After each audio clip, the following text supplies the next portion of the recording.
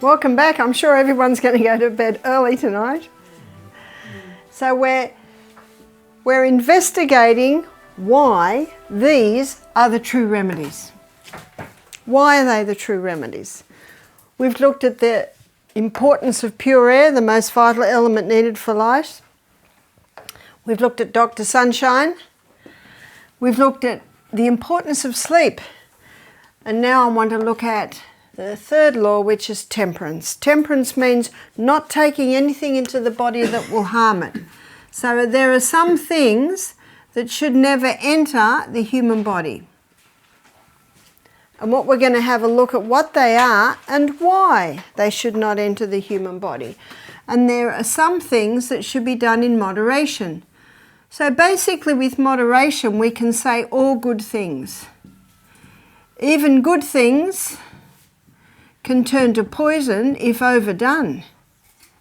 We had a young man doing our program who had an eating disorder, and he would eat 4 loaves of bread. He would just eat huge amounts, and then the accuser of the brethren, and you've read in Revelation chapter 12, where I think it's verse 10, where it says that the accuser of the brethren was cast down, who accuses them before our God day and night. He never rests. Have you noticed that accusing voice whenever you do a little mistake? And that's what creates the guilt, yeah? But you know, we have a merciful Saviour. And do you remember what he said to the woman who was caught in adultery? I forgive you, but sin no more. That's the voice you'll hear from God. But the voice you'll hear from the accuser of the brethren, you're no good, you'll never be able to do it. Look what you've done. And so that's what this young man did. He'd eat 4 loaves of bread and all the rest, and then he just guilt. But the reason I'm telling you the story is that he was picked up by the police one day. Well, not picked up by the police. He was just pulled over doing a routine breathalyzer, and they found alcohol in his blood. And he had not drunk any alcohol. He had put so much food into his stomach, it had started to ferment. And the fermentation gave off alcohol, which went into his blood, and he was picked up on the breathalyzer. And of course, when he said to them, I haven't had anything to drink, they thought, he's lying. So even good things, if overdone, can turn to poison. And the old saying says, all work and no play makes Jack a dull boy. Do you have that saying in Sweden? In other words, you can overwork. Isn't that true? And I mentioned the health retreats where there was one health retreat, I was talking to a lady and I said, why did it close down? She said, well, I was doing all the cooking and all the cleaning and all the massage. It's just too much. So it's something you have to guard against. And what helps us is these laws. People say to me, Barbara, you don't overwork, do you? And I say, no, then I'm no good to anyone. I take breaks. I go to bed early. And I have found that these true remedies keep me going. They keep me going. They are the true remedies. But you know what they also are? They're the true preventers. The preventers of getting into disease. So God says no overwork. Yeah? But then a lot of time that people don't have the people, so other people think they have to do more of the work. That's true. That is true. And so and we'll be talking about those sorts of things when we talk about setting up the health retreat. That is true. And all play and no work makes Jack a very poor boy. There needs to be a balance of all of that. When you teach your children to work from a young age, then you've got time to play with them. And they are both very, very important. But you know, play comes after work, isn't that true? My daughter said to me one day, well, did these children work hard this morning? I said, what did they do? She said, they weeded my whole garden. I said, what are you doing this afternoon? She said, we're going skating. Now, if Emma had weeded the whole garden, that would have taken her all day, then there's no skating. And you know, idle hands make mischief. keep the children busy, especially the teenagers. Keep them busy. So can you see, with moderation, it's really a balance. It's all a balance.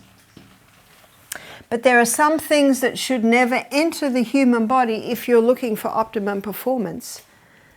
And I think the reason we're here is because we are looking for optimum performance. And the reason your guests will come to your health retreat is because they're looking for optimum performance. So these things must not enter. And when I say sugar, I'm referring to the pure crystallized acid that's been extracted from the sugarcane plant. In his book, Pure, White and Deadly, that's the name of his book, Dr. Yatkin, he's British, and he wrote this book about, I think 30 years ago now. It wasn't very popular then, but it's becoming popular now because there is an awareness of the danger of sugar. One of the chapters in his book is, this should be banned. It's so deadly. So what it does, it gets the blood sugar level up very high, very fast. And immediately the brain says to the pancreas, quick, we want a corresponding amount of insulin to get it down. But because there was so much glucose in the blood, too much insulin's released, now we're going too low. And the person's almost passing out. What's that called? Hypoglycemia. Hypo is low blood sugar. So what's the first thing they reach for, most people, when they're feeling like they're going to pass out? More sugar. Will that get it up? Oh yes, that'll get it up. But then it's not long after that you get the corresponding dump. So there's this whiplash of up, down, up, down. Now the first thing that happens there is the cell starts to resist the insulin. It's called insulin resistance. You've heard of it? Mm-hmm. It's almost as if the cell wall says, I'm sick of the sight of you. So you get insulin resistance. So you know what that means? The glucose is still in the blood. And so the brain says to the pancreas, quick, we need more insulin. And the pancreas doesn't realise, and the brain doesn't realise, the problem isn't insulin, the problem is the insulin resistance. And eventually the pancreas just says, we're done. We've got nothing more to give. Well, what's going to happen to the glucose in the blood? It's going to spill out into the urine. Diabetes mellitus means sweet urine. There's no mention of it in Hippocrates' writings. That's 400 years BC. And the first documentation of this was probably early 1800s. You see, the slave trade was built up to man the sugarcane fields. And what they found was that the Black Plague started, and we know the Black Plague was just the sewage in the streets, but they found that in the countries it wasn't so prolific because the country people couldn't afford the sugar. It was more the wealthy people. Mm-hmm. But the slave trade mostly has been abolished. We've got another form of slavery today, and this is what you'll find in the health retreat. You can get addicts coming who are addicted to sugar. They're addicted to that high. So what helps? Nourishment helps. Nourishing the cells with the vegetable juices, the vegetables and the fruit juices. The laws of health implemented will naturally allow the body bit by bit to detox. So sugar has to be eliminated. And we don't need to eat sugar. We've got things like dates, we've got things like maple syrup, honey, raw honey. Caffeine. Why is caffeine a problem? Your guests are going to want to know that. Why is it a problem? Let me show you. Here is the nerve cell. And the nerve cell is different to other cells because the nerve cell communicates with the next nerve cell via little chemical messengers. And the chemical messengers come in, then they're sent down the arm. This is the arm. It's called the axon, into the little filaments, and here are the boutons at the end of the filaments, and here is the next nerve cell. And these are the dendrites, the receiving stations. So what happens is the the chemical messengers come in. So these are the neurotransmitters, the chemical messengers. They come into the cell, they're encapsulated in the cell. They're sent down the arm, and then they're released into the boutons, where they release out to the next nerve cell. In a crisis, that can even be travelling at 200 miles an hour. What caffeine does is it disrupts or interferes with the chemical messengers. One is adenosine. And adenosine is a neurotransmitter that acts like the brakes. Our brain runs according to precision balance. It must have brakes. And when caffeine goes in, adenosine levels drop. That means brakes are failing. So very quickly, the brain develops extra receptor sites on the dendrites to grab every bit that comes through in an attempt to maintain the balance. And then they come to your health retreat. You don't serve any coffee. Adenosine levels go back to normal. Receptor sites get flooded. Oh, does that hurt? No one suffers like the coffee drinker. We've had people come off methamphetamines, heroin, methadone, alcohol, cigarettes. No one suffers like the coffee drinker. Intense. And we can never predict. We had one girl coming off 10 cups a day. I said to the staff, keep your eye on that girl. And we'd say, how are you? She'd say, oh, I've got a slight headache, that's all. And then we had another lady come to the retreat. I said, what's the reason for your coming? I always ask their reason for coming, and I write down exactly what they say. Because then in the final chat, I want to go right there. Why did they come? She said, well, I'm here to support my husband. She said, I didn't really want to come to your retreat because I don't want to give up my 3 friends. I said, what are your 3 friends? She said, caffeine. She said, cheese and sugar. I said, ah. Monday night, she was so sick. 1 cup of coffee a day she has. She was vomiting. She had diarrhea. 1 cup a day. And yet the young woman who was having a 10 a day, hardly a headache. But that young woman was very, very fit. And she was 30. The other woman, who didn't want to come because of her 3 best friends, she actually called them her 3 best friends, she suffered keenly. And she was quite overweight and quite unfit. So we worked hard with the hot foot baths and did what we can. By Tuesday, she was quite good. At the end of the week, I said, do you still call them your 3 best friends? Because if they're best friends, I don't want best friends. And sometimes I think it's good. Now, it sounds terrible that I say it's good that they suffer. We don't want anyone to suffer. But sometimes that is necessary to prove to them how dangerous this thing is. And again, it's very difficult to assess. But we have found, and Dr. Neil Nedley's research also showed this, that the women suffer more than the men. So you can have a woman suffering like this lady did, and then you can have another man having 5 cups of coffee a day. He stops, there hardly seems to be a reaction. Does that mean it's okay for him? No. He's getting a effect from his caffeine, but it could be in other areas. The other neurotransmitter that's affected is acetylcholine. And acetylcholine is a neurotransmitter that has to do with brain function, and it rises when a person has a cup of coffee. But very quickly the brain says, whoa, we've got too much acetylcholine now. Stop making so much acetylcholine. That's why Professor Walter Veith says, if you're going to come to my exam after you've had a cup of coffee, he says, don't come. Because when you come into the exam room, you're going to think that your brain's sparky and you're going to do very well. But he says within half an hour, wow, we have a saying in Australia, not the sharpest knife in the drawer, you know, just not running on all cylinders. The other neurotransmitter is dopamine.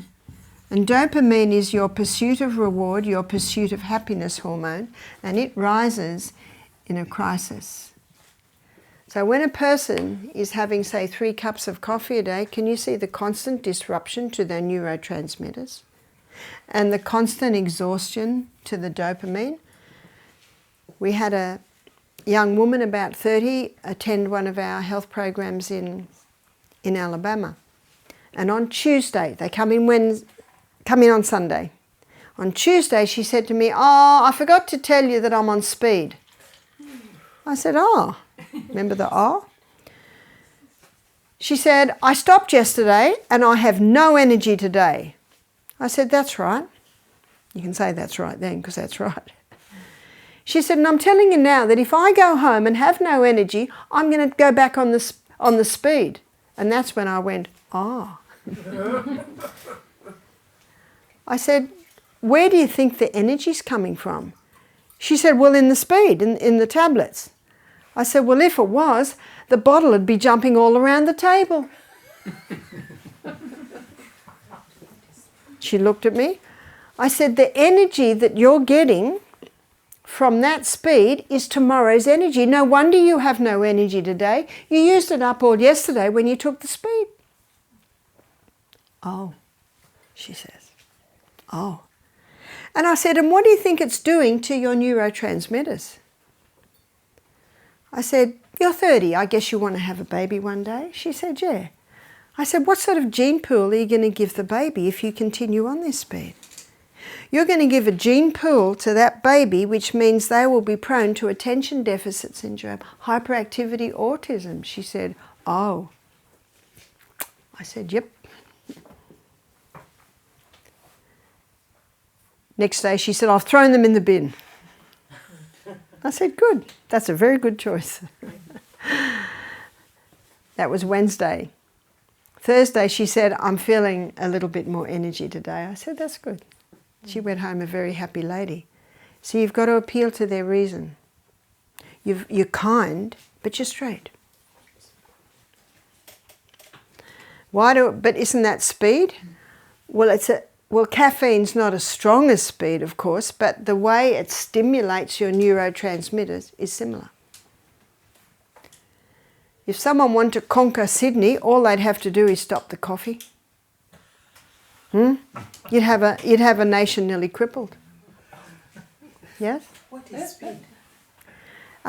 Speed is a drug that people take to get speed. Speed. I don't know. Lydia, you might know the technical name. I don't know. I don't know the technical name. No. It's not the same as heroin, but it's a drug that a lot of people take recreational, and it's exactly what the word says, speed. But that's what the drug will do. It would stimulate this, but in a greater way. But I use it as an illustration of that's what caffeine does, in maybe slightly milder. Amphetamine. Mm-hmm. Now this information helps your guests to make the decision not to have coffee. And also, by the time you give them this information, because you're down here on your presentations on the laws of health, the headache's usually over. But when I explain that to people, they go, "Ah." And there is a book called Caffeine Blues, and the author in that, he's got a chapter called Coming Off the Bean. And he says if someone's having 3 cups of coffee a day, what they can do is have a cup of coffee, but only half a teaspoon of coffee and another half a teaspoon. Now in Australia we have alternatives to coffee made out of roasted roots. I guess you'd have that there. And they're called, what's their name here? I'll try and say it, but I'll probably say it wrong. But alternate cereal beverage, the roasted roots. So can you see what they're doing? The coffee will taste the same, but it'll only have half the coffee in it. And then the next day, less coffee and more of the cereal beverage. And if they're having 3 cups of coffee a day, within a week, they can be off their coffee without any pain or suffering. So if someone says to me, how can I prepare to come to the health retreat? I say, start easing off your coffee. Don't stop the coffee or you're going to be a mess. Just start easing off it. If you have 1 cup a day, have half a cup a day. If you have 3 cups a day, have 3 half cups a day. So little by little ease off it, and they can ease off it without a lot of pain and suffering. You mentioned roasted barley, I believe. Pardon? Roasted barley. Roasted barley, yep, the roasted roots. Roasted chicory, roasted dandelion, those similar things. We're looking at what should not enter the human body if you're looking at optimum performance. Meat. There's a few reasons why meat is not the best food for humans. We know that God chose not to give us meat in the Garden of Eden. You know, there was no death there. And I say to people, if you're looking forward to meat in heaven, I'm sorry, but there's going to be no death. There has to be a death to get the meat. And when an animal's killed, the body begins to putrefy. That's its breakdown. There's the cycle of life. So they have to act very, very quickly to stop that putrefaction. And dogs' gastrointestinal tracts are about 1 metre long. Humans are 8 metres long. So with a dog, it's in and out quick. But with a human, there's a long process there. And meat has no fibre. It's got no fibre at all.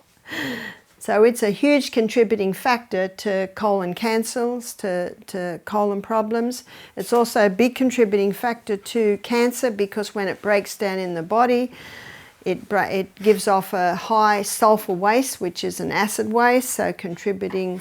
It's a big disease contributor. If people say to me, well, I want to keep eating meat, I say, well, if you ask my advice, I would say your plant-based diet is going to give you much better health. But if you've got a family that are going to eat it, start to have less. So my daughter's partner is an Italian, and he's eating meat, you know, every meal. Well, it's a couple of years now, and she's got him down to meat once a week. And she did it so slowly, bringing the legumes in. And I've had a few women say that they've been able to do that with their husbands. Also, what should never enter the human body is alcohol. There's no safe dose of alcohol. Alcohol's a neurotoxin. Neurotoxin means brain poison. Do you know what that means? It kills the brain cell. And once the brain cell's dead, it does not regrow. And we need all the brain cells we've got. Alcohol directly damages the brain and also the project manager, which is the liver. The body sees it as a toxic poison. You might know the story of Alexander the Great. He conquered Europe at the age of 33. And then they went into celebrations. And he went from party to party, and every party he went to, he drank the Herculean cup, which apparently was this huge cup of alcohol. He died that night of alcohol poisoning at the age of 33. And I think we know the story. His generals slaughtered his infant sons and basically took over the kingdom. Whew! Wherever you see alcohol around that area, it's not a pretty picture. It's not a pretty picture at all. And tomorrow when we go to the brain, I'll show you how it certainly affects brain function. The other neurotoxin is mercury. The 3 main places we can be exposed to mercury is in the silver fillings in the teeth. I don't know how they ever got away with that. Doesn't even look nice, does it? And one of the problems with mercury is it's bioaccumulative. Bioaccumulative means the longer it's in the mouth, the more it is accumulating in the tissues. And where you'll get more of the mercury fumes coming off is if the person's chewing gum all day. If the person's having very hot drinks, there's your cups of teas and cups of coffees, that increases the letting off of the mercury. It accumulates in the tissues. And what mercury does, it starts eating away at the myelin sheath. And when that myelin sheath is the protective coating around the arm of the nerve cell. When that's 2/3 gone, there's your multiple sclerosis. So the 3 places you can be exposed is the mercury fillings in the teeth. Also fish, there's hardly a fish today that doesn't have traces of mercury in it. And because it's bioaccumulative, the bigger the fish, the higher the concentration of mercury. Now, a lot of people have become aware of the danger of the high carbohydrate diet, and in response to that, instead of having sandwiches for lunch, they'll have tuna and salad for lunch. And we had a tuna fisherman do our program. He said, we catch 10-foot tunas. Do you remember what I said? The bigger the fish, the higher the accumulation of mercury.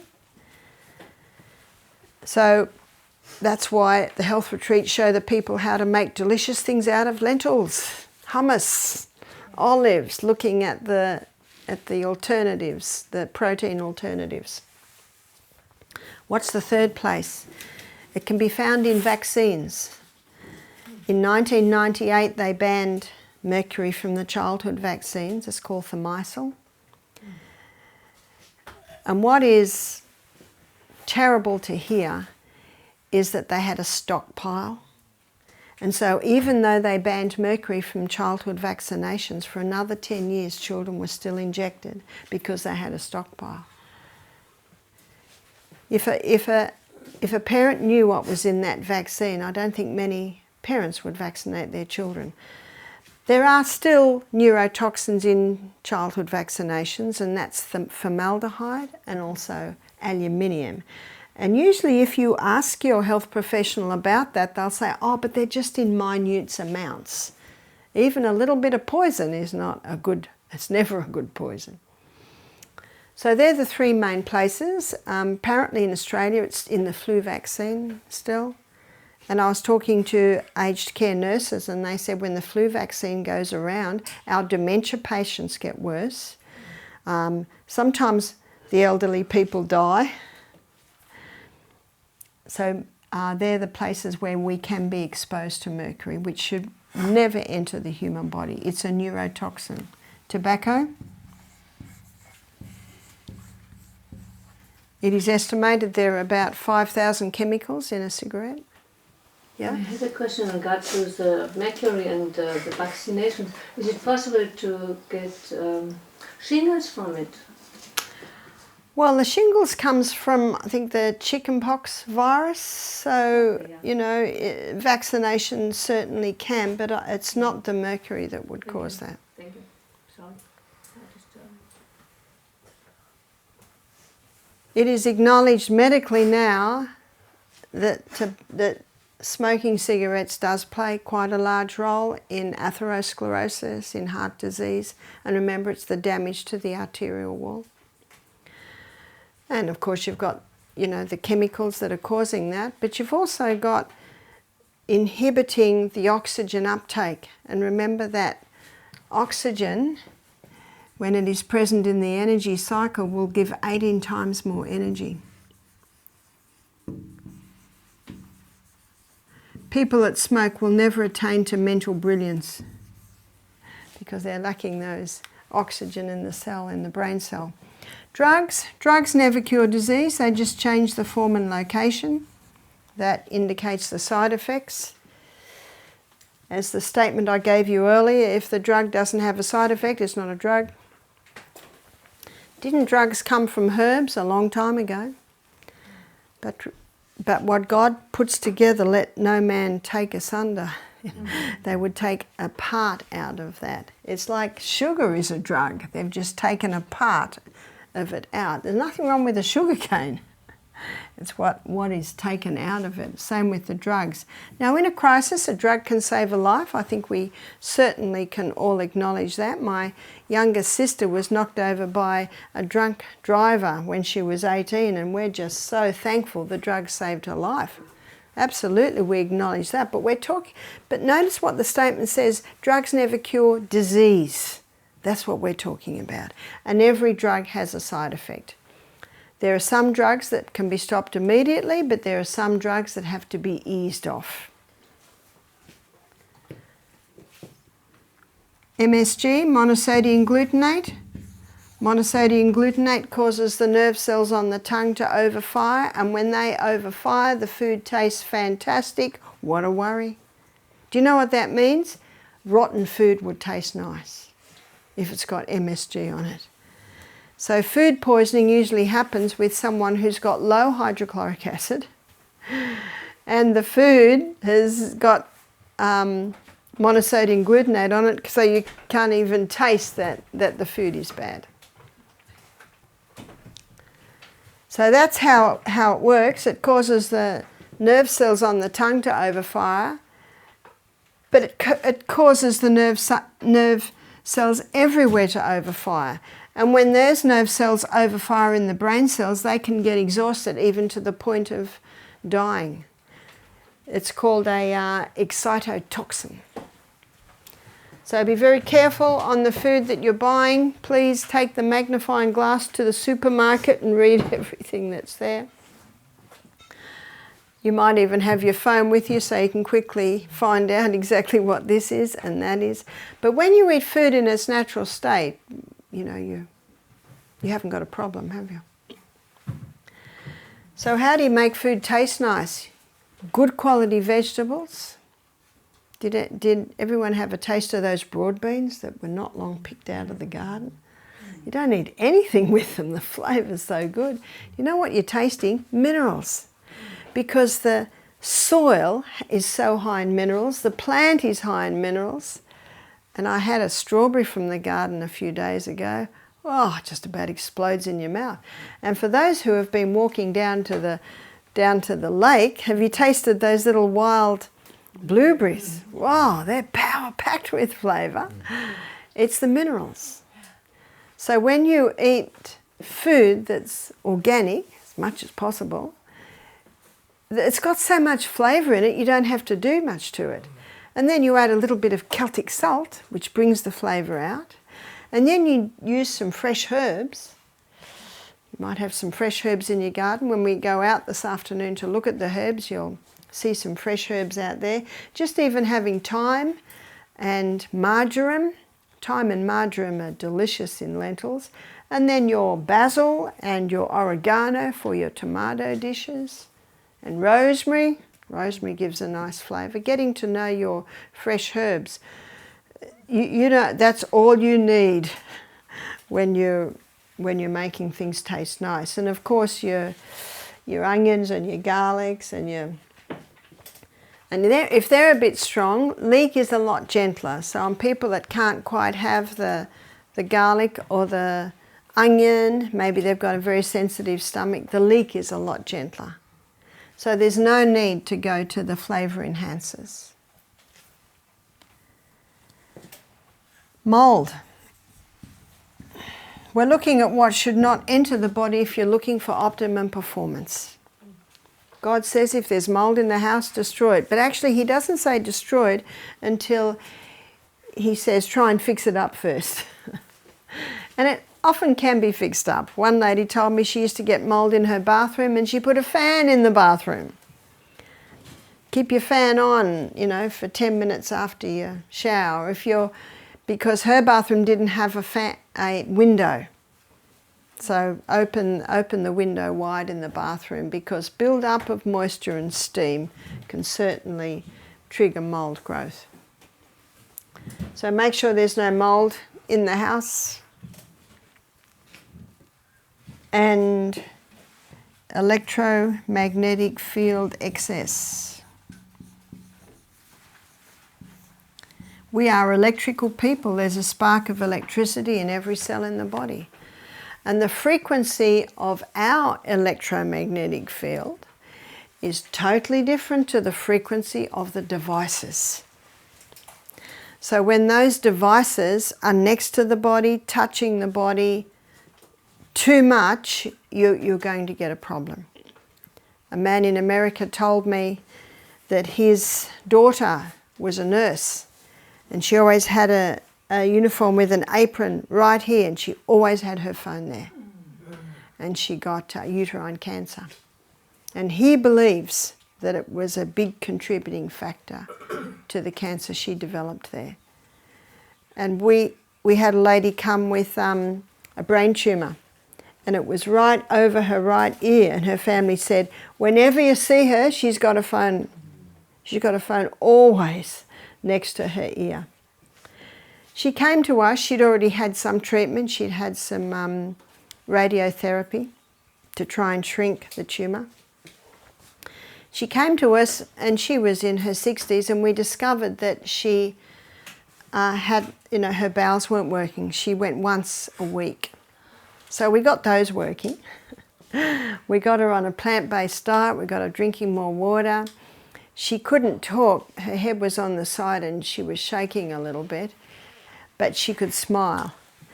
Now, when her daughter took her home, she was with us 2 weeks, her doctor could not believe the change. They did a scan on her brain, or we did the castor oil compress on. Now, I think this is 6 months later they did the scan, and the tumour was gone. Well, what's the damage that she has? The damage was from the radiotherapy.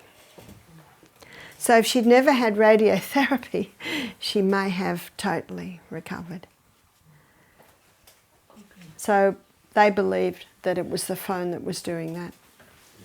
Do you have any experience with these technologies of shielding like the whole house? Yeah. Even if the Wi-Fi, and then you have the... Yeah, you can get devices that shield. That's absolutely true. I think there's one device that actually draws it all to it.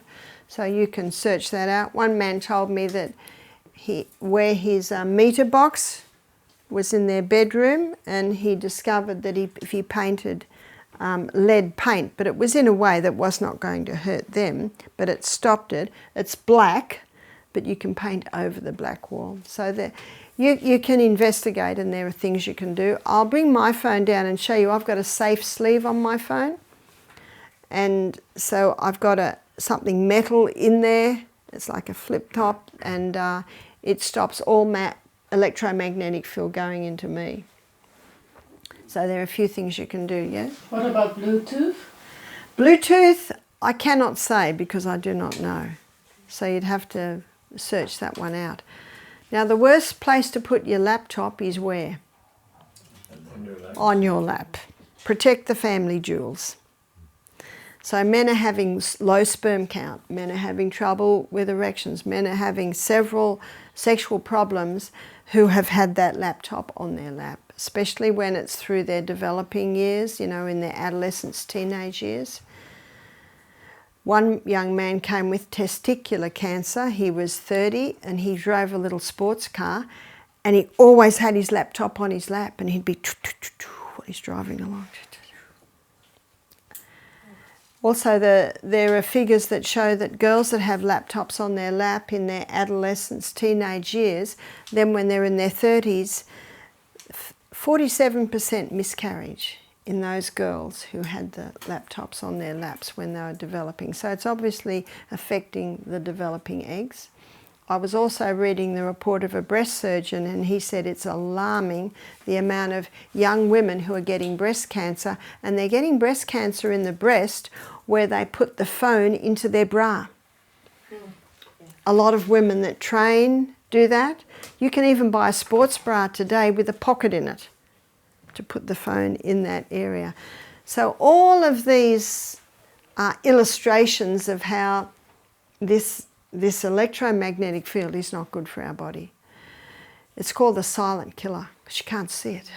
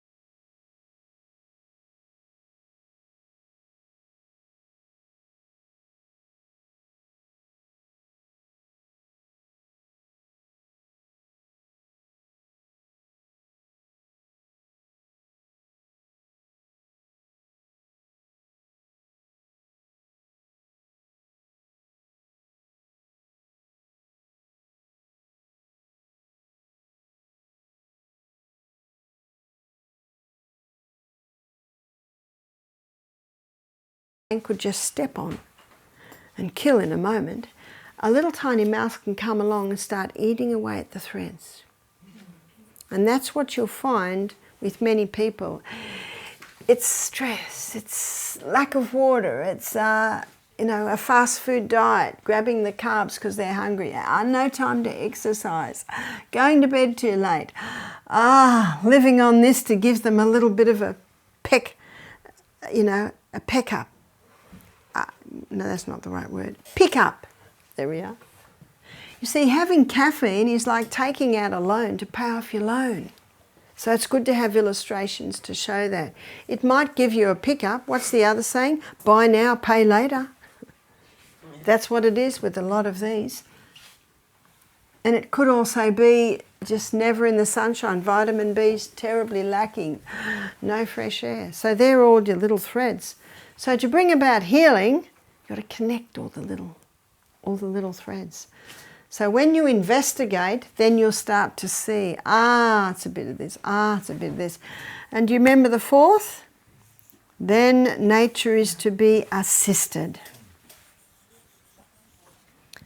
It's probably not. In her efforts to expel impurities and re-establish right conditions back in the system. But you know what? There's no good assisting nature unless this has been dealt with. It's an incredible sentence, isn't it? In fact, it's everything that we need.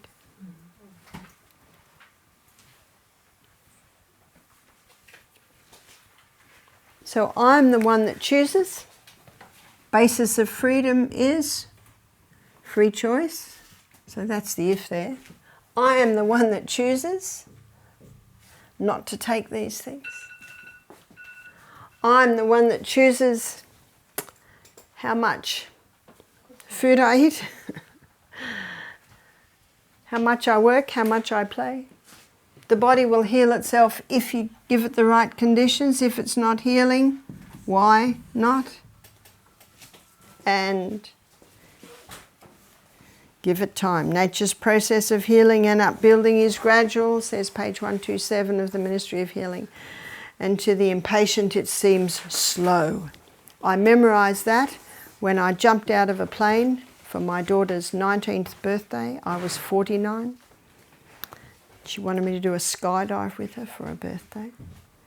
So I did. We jumped from 12,000 feet. Heights don't bother me at all. Certainly was fun. But when I came to land, I'm connected to this man. He's behind me. We're connected. And I'm supposed to hold my knees up. And he's got heavy boots on and he'll take the fall. So I'm holding my knees up, and then the wind blew us a little to the side, and my reaction was to put my foot out. My right foot took the weight of the fall, and his weight, and my weight, and I heard pop. And then I had excruciating pain. And then I rolled around the ground, biting my finger. Takes the edge off. Anyway, I was on crutches for 7 weeks, so I memorised that sentence. Nature's process of healing and upbuilding is gradual.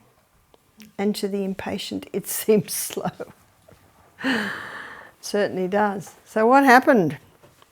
Well, they took me into hospital. The doctor looked at my leg. I could wiggle all my toes. I could put my ankle up and down. And I said, it's not broken. I'll be right. He said, you should have an x-ray. And I said, no, I'll be right. Because I was flying to America the next day, so my big son Peter just carried me out to the car. I went home and put a potato poultice on it overnight. Went on the plane with a fresh potato poultice.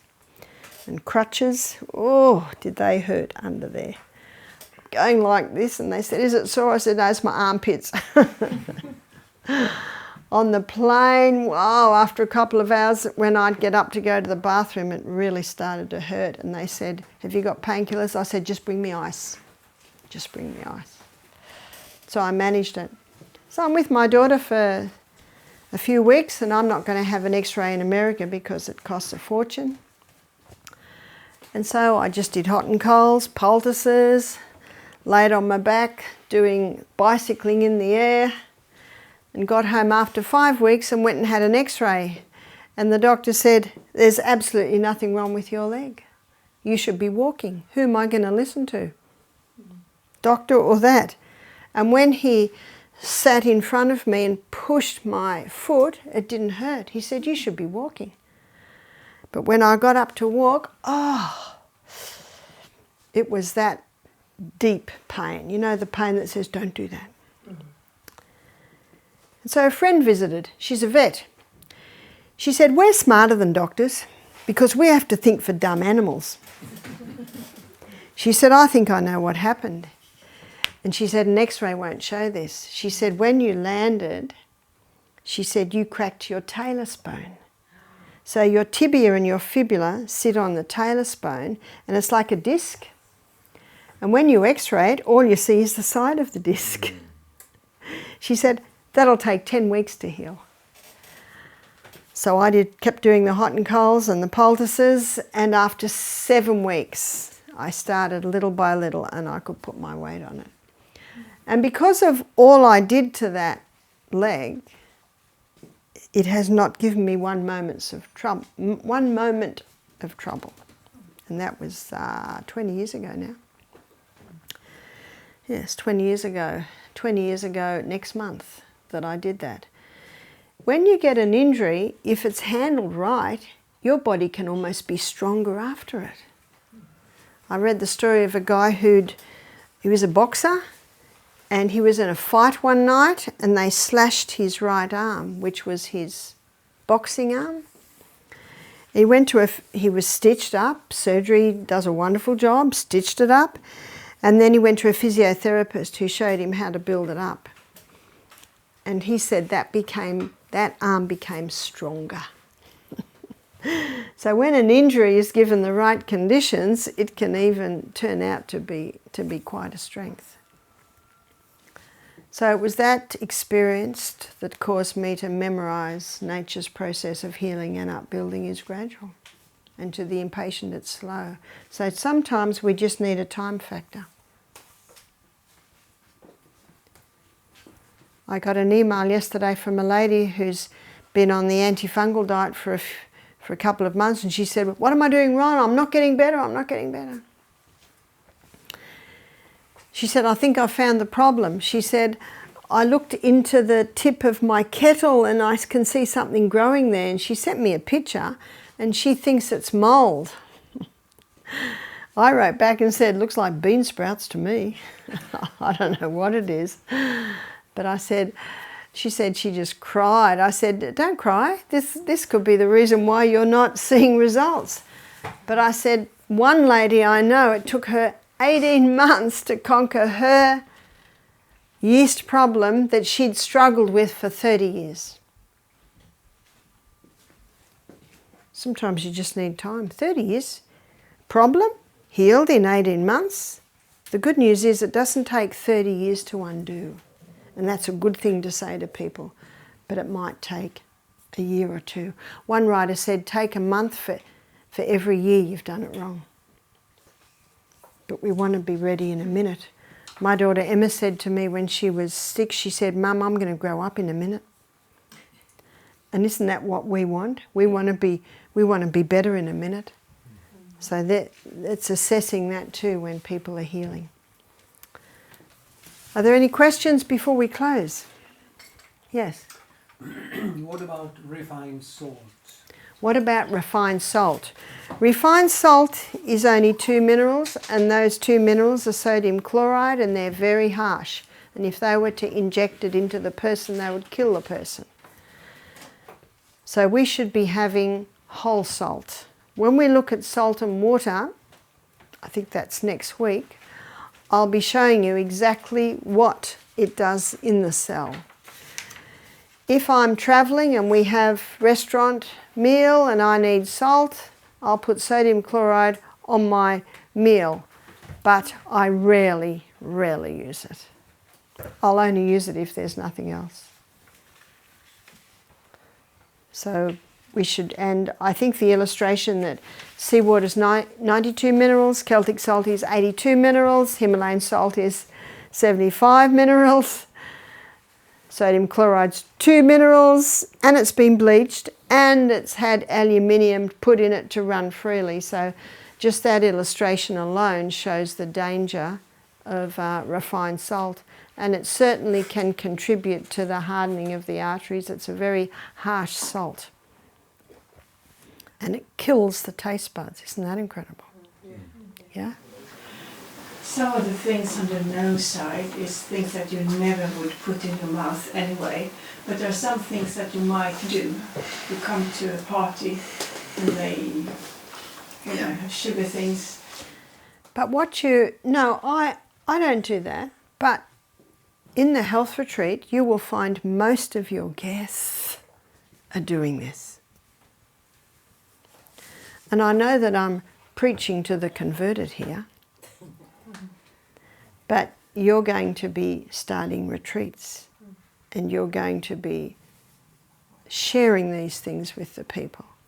And so rather than say you shouldn't do that, you need to show them why they shouldn't do it. But where the converted are probably more at fault is overdoing the good things or underdoing the good things. Yeah? You talked about easing off medication, drugs. Which medications would you say that are most important to keep an eye on? Probably the two main medications that caution has to be used with is the mind-altering medications. The what? Mind-altering, so they're your antidepressants, your panic attack medications, and cortisone, prednisones. That also has to be used with great caution. A lady rang me up and said, Barbara, my husband's been on cortisone for about a year now for various health issues. She said, we're travelling. So I went to a chemist that I've never been to before to get his prescription done. She said when she went to pick up the medication, the chemist came out to her and said, who's on this? She said, my husband. He said, how long's he been on it? She said, a year. He said, does he realise what he's doing to his body? This is the chemist. And he gave her all this information on what this medication was doing to his body. When they went home and realised it, he stopped immediately. And that's when she rang me. She said, my husband's a mess. I said, that's right. He'll be a mess, all right. She said, what can he do? I said, he's got to go back on the medication. And he's got to go off it very slowly. And we had one girl come to our retreat and she was on 10 milligrams of prednisone for rheumatoid arthritis. And she enjoyed the week. And I think it was about midweek, I came in one morning and she was curled up in a ball in the corner of the lounge. I said, what's the matter? She said, I stopped my medication yesterday. I said, you can't do that. You can't do that. So she's on 10 milligrams and she totally stopped it. She said, what can I do? I said, you've got to go back on it, but go back on 5 and see what that does. She went back on 5 milligrams and her body was happy. So she was happy. And she'd stopped her anti-inflammatory medication. That's not, but everything she was doing at the retreat, she didn't have the inflammation as much. So she didn't need the anti-inflammatories. She came back a year later. It's an interesting story because she told me she owned 40 pairs of boots. She dressed like a model every day. She was about 40 and slender. And she said, oh, I'm so excited. I'm here because all my friends who are bikies put on a rock concert for me, and the proceeds from the rock concert allowed me to come back. So she was back for another 2 weeks. And as I consulted with her, she said, and I haven't brought any medication. And I said, oh dear. And it wasn't long before she was a mess again. Because when a person's been on cortisone, and that stops inflammation. As soon as it stopped, the inflammation comes back big time. So what we had to quickly do, and we lived 2 hours from town, we had to quickly contact her doctor, who faxed a script to a chemist, a local chemist. That's a 2-hour drive. And what I suggested, because she had to talk to her doctor about it, instead of 5 milligrams, do 2.5. And because she hadn't had the 5 milligrams for 24 hours, when she took the 2.5 milligram, her body was happy. Now, if her body wasn't happy, what would we do? We'd just give her another 2.5, bring her back to the 5, but then little by little, take it down. She contacted me, and 6 months later, she was off all her medication. And her doctor had told her she would never go under 5. She would have to maintain the 5. But you see, her doctor doesn't know this. He doesn't know what this does. He doesn't know the power of turmeric. Turmeric is a fantastic herb for inflammation. So that was also an interesting story to show it. I also had a girl in a mess at the end of the program. I said, what have you done? She said, I've stopped taking my antidepressants. Woo! I said, well, I want you to stay another 2 days. We don't want to send her away like that. And same with that girl, she went back on half her medication. And if that didn't work, what would you do? You'd go back on full and then show her how at a later date she can start easing off. Anyway, that was 15 years ago now, and that girl's 40 now, and she has never been on antidepressants in the 15 years since then. She had a troubled childhood, and everything she learned at Misty Mountain allowed her to conquer her troublesome fears. Yeah? I've read about something called BDNF, which is brain-derived neurotrophic factor, which is something that the body releases if we do fasting, for example, for X number of hours. And that this can help to fix even nerve cells. That's true, that's true. And the good news is that tomorrow in our lecture on the brain, I'm going to define brain-derived neurotrophic factor in detail, and I'll show you exactly how it works and how it can be stimulated and what helps it. So that is true. That is definitely true. I have a question. When you're, for example, having a cancer patient and he's on some cancer treatments and medication, what are you doing then? See, that's very difficult. Why is it very difficult? Because the drugs and the natural don't really work together. But we had a lady come with, she had stomach cancer, and she was on a lot of pain medication. We don't touch that. But midweek, because we discovered she hadn't been to the toilet for 6 days. So when we started to get the bowels moving, started to give the right condition, her pain levels came down and she could reduce her medication. So that's what you want. You want to get the body into a better working order, which relieves the symptoms, which will basically take away the need for the medication. How do you start to get the bowel working? How we start to get the bowel working, the quickest way is an enema. That's the very quickest way. Castor oil compresses on the abdomen, sitting in hot and cold water. And there are different herbs that will get it going. We talked the other day about the seawater flush, the 2 litres of seawater, which is a third seawater, a third hot water and a third cold water. That works with some, it doesn't work with everyone. I think the retreat I was at in England recently, they have a aloe. Now the yellow slime that lines the aloe plant, it is an irritant for the colon, and so you can get some dried aloe that taken will do that. And we have herbs. This afternoon when we look at herbs, I'll go over the herbs that we use for the colon. So there's a variety of things you can do to... I don't want to irritate the colon, I want to gently stimulate the colon.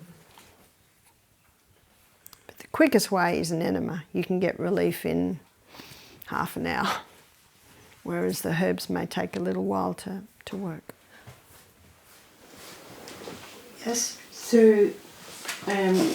you're saying some of these medicines people get don't work.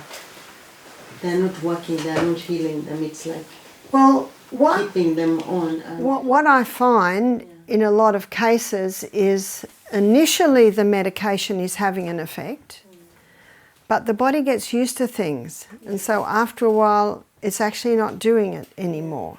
And so then the person's confronted with, they go back to the doctor, and he's got a choice of, or she's got a choice of doubling the medication or a couple of different types of medication.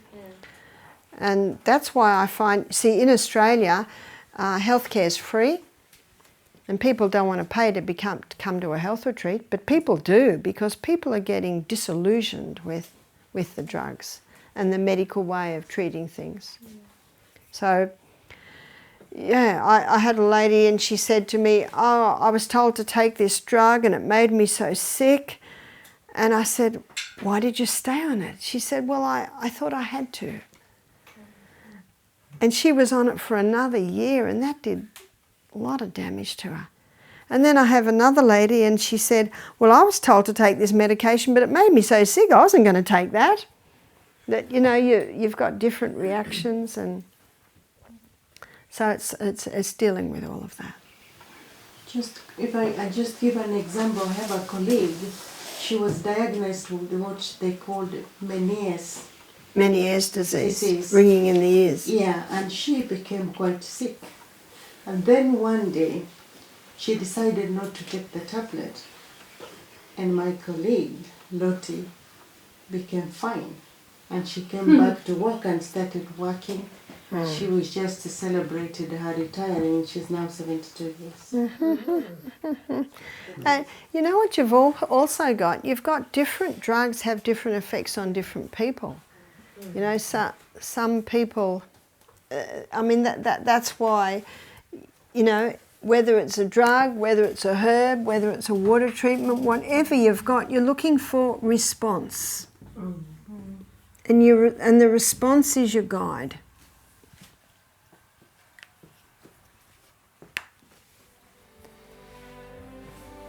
Time for a break?